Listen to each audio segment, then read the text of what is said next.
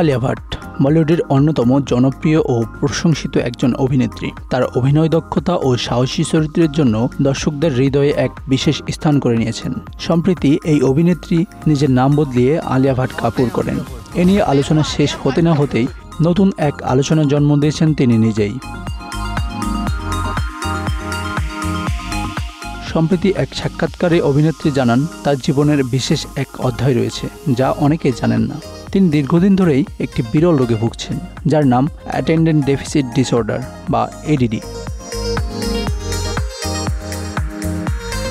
ADD মূলত একটি স্নায়বিক সমস্যা যা মানুষের মনোযোগ ও কাজের প্রতি ধৈর্য ধরে রাখার ক্ষমতাকে প্রভাবিত করে। এই সমস্যার কারণে রোগীরা কোনো কাজ সম্পন্ন করার ক্ষেত্রে ধৈর্য হারিয়ে ফেলেন এবং কাজটি সম্পন্ন না করেই অন্য কাজে মনোযোগ দিতে পারেন। শিশু থেকে প্রাপ্তবয়স্ক যে কেউ এই রোগে আক্রান্ত হতে পারেন। আলিয়া ভাটও তার ব্যতিক্রম নন। আলিয়া ভাট জানান, ছোটবেলা থেকেই তার মধ্যে এক অদ্ভুত অস্থিরতা ছিল। এমন কিছু কাজ আছে যা মনে হয় খুব দ্রুত শেষ করা যায়, কিন্তু তিনি তার ধৈর্য ধরে করতে পারতেন না। তিনি সে সময় বুঝতে পারেননি এটা তার এক ধরনের অসুখ। আলিয়া স্বীকার করেন যে তার কাজের প্রতি মনোযোগ ধরে রাখা তার জন্য সবসময় সহজ ছিল না। এডিডি তাকে এমনভাবে প্রভাবিত করেছে যে তিনি খুব বেশি সময় ধরে কোনো কাজে মনোযোগ দিতে পারেন না। ফলে তাকে এমন কাজ বেছে নিতে হয় যা দ্রুতই সম্পন্ন করা সম্ভব।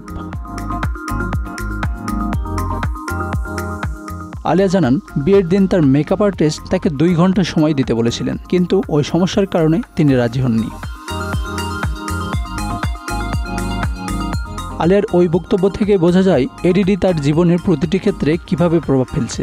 সাধারণত আলিয়া ভাট খুব মৃদুভাষী এবং সহকর্মীরা তাকে একজন ধৈর্যশীল ও সহানুভূতিশীল মানুষ হিসেবে চেনেন, কিন্তু এডিডি তাকে মাঝে মাঝে এমন কঠোর পরিস্থিতিতে ফেলে দেয় যা তার স্বাভাবিক আচরণকেই পরিবর্তন করে। আলিয়া বর্তমানে জিগরা ছবির কাজ নিয়ে ব্যস্ত। একের পর এক কাজ তাকে ঘিরে রেখেছে। তাছাড়া তাকে মেয়েকেও সময় দিতে হচ্ছে।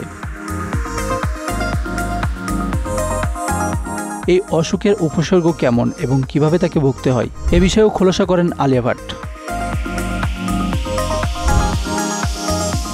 Ashanur Rahman, Bangla Affairs, news desk.